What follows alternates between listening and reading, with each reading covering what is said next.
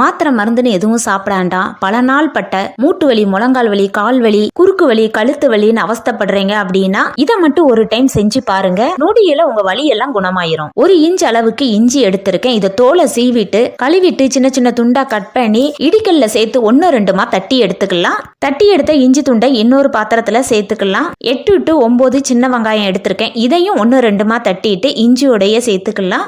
5 to 6 பூண்டு எடுத்துக்கோங்க. இதையும் 1-2 தட்டிட்டு சேர்த்துக்கலாம். 4 கிராம்பு எடுத்திருக்கேன். இதையும் தட்டிட்டு சேர்த்துக்கலாம். 2 கற்பூரம் எடுத்திருக்கேன். இதை கையால நுணுக்கிட்டு சேர்த்துக்கலாம். எடுத்திருக்க பொருள் எல்லாம் 1-2 தட்டிட்டு சேர்க்கும் போது அதோட சாரெல்லாம் சீக்கிரமா இறங்கிரும். இது கூட ஒரு முக்கியமான பொருள் சேர்க்கணும். ஓமம் 1/2 ஸ்பூன் சேர்த்துக்கலாம். தட்டின பொருள் எல்லாம் முங்குற அளவுக்கு செக்கில் ஆட்டின நயம் நல்லெண்ணெய் சேர்த்துக்கலாம். அடுப்பு ஆன் பண்ணி மிதமான தீயில 2 நிமிஷத்துக்கு காய்ச்சி எடுத்துக்கலாம். இந்த எண்ணெய் காயும் போதே மருந்தோட ஸ்மெல் வந்துகிட்டே இருக்கும். எண்ணெய் காஞ்சதும் அடுப்பு ஆஃப் பண்ணிட்டு இதை வடிகட்டி எடுத்துக்கலாம். வடிகட்டின ஆயில ஒரு பாட்டில ஸ்டோர் பண்ணி வச்சுட்டோம்னா மாச கணக்கானாலும் கெட்டே போகாது. படியெல்லாம் ஏறும்போது முட்டுல சடக்கு சடக்குன்னு சவுண்டு வருது, நடக்கவே முடியலன்னா கூட இந்த எண்ணெய் மட்டும் இருந்தா போதும். யூஸ் பண்றதுக்கு முன்னாடி தேவையான எண்ணெயை ஒரு குழிக்கரண்டியில கொஞ்சமா சேர்த்துட்டு மிதமான தீயில கை சூடுதாங்கிற அளவுக்கு சூடு பண்ணி எடுத்துக்கோங்க. எந்த இடத்துல வலி அதிகமா இருக்குதோ அந்த இடத்துல ஒரு 10 நிமிஷத்துக்கு இதை மசாஜ் பண்ணி தேய்ச்சி விட்டீங்க அப்படின்னா உங்களோட பல நாள் பட்ட கால்வலி, மூட்டு வலி, முழங்கால் வலி, குறுக்கு வலி எதுவா இருந்தாலும் நிமிஷத்துல காணாம போயிரும். சேர்த்திருக்க பொருள் எல்லாமே வலியை குணப்படுத்தக்கூடிய சக்தி இதுல அதிகமாவே இருக்கு. நம்ம தாத்தா பாட்டி யூஸ் பண்ண வைத்தியம் தான் இது.